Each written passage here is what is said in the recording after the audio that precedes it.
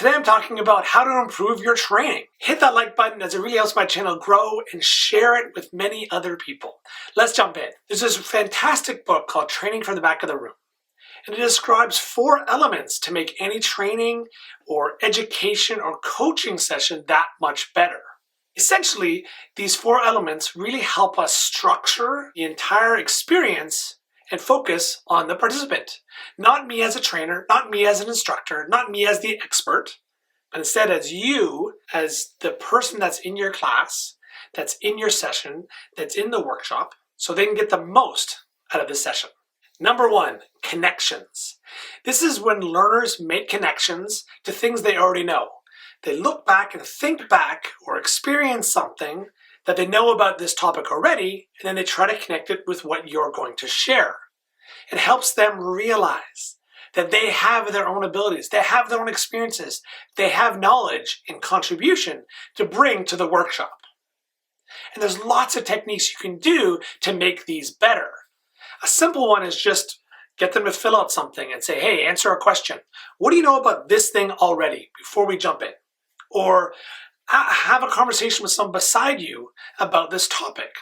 What questions do you have already? So they can start thinking about it and getting themselves ready for this topic. What do you know about this topic already? Let's write that down. Hey, why don't we have a conversation? What questions do you have about this topic? Oh, well, my questions are around how does it fit with my life? How do I apply it daily?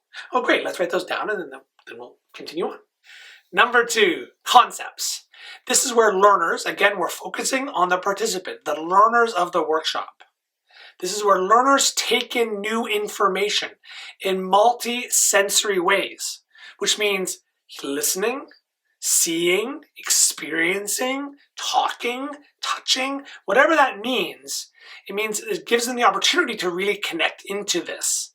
So they tie something they already know, a connection that they already know about this topic, to something new.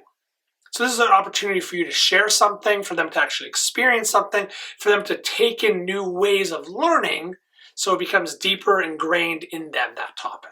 Here's a poster that describes this idea, and these are all the different steps to think through. In small groups, what you're going to do is you're going to look through this and identify things that are new to you or things that stand out that may be most applicable to your life.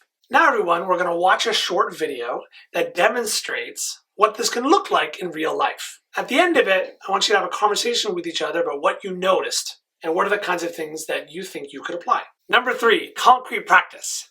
This is all about practicing, taking experience and putting it to practice of whatever this new concept is.